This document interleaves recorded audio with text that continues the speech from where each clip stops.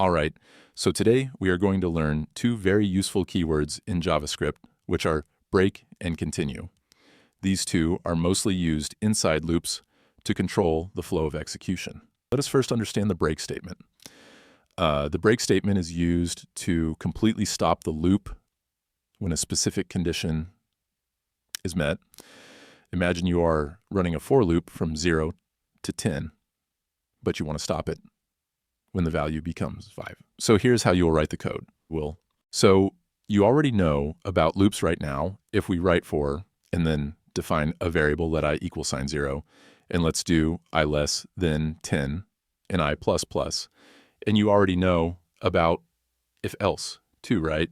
So if we do if I equal sign 5, and we'll say break right. And now console.log, this is number. And yes, now if we run the file, you see in this code, we start the loop from 0 and keep running it until I is less than 10. But we check inside the loop. If I becomes equal to 5, then we break the loop, which means as soon as I is 5, the loop will stop and no more values will be printed. So when you run this code, you will see it prints from 0 to 4 and then stops. That is how break works. Now let us move to continue. The continue statement is a bit different. It does not stop the loop completely. Instead, it skips that one iteration and moves to the next one.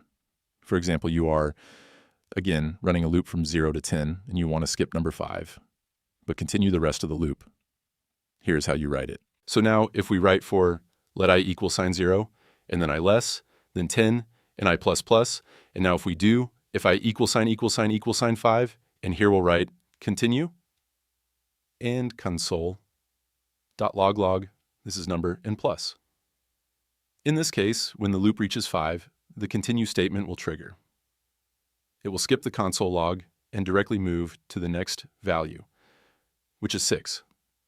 So when you run this code, it prints all numbers from 0 to 9 except 5. Break is used when you want to stop the entire loop, and continue is used when you want to skip just one turn inside the loop. These two are super helpful in filtering values, controlling complex conditions, or stopping loops based on dynamic inputs. Practice using them with for loops and while loops so you understand the power of controlling your code flow. The break is used in switch statements too. If you have watched the switch statements video, then you probably already know that, and now you understand it even better.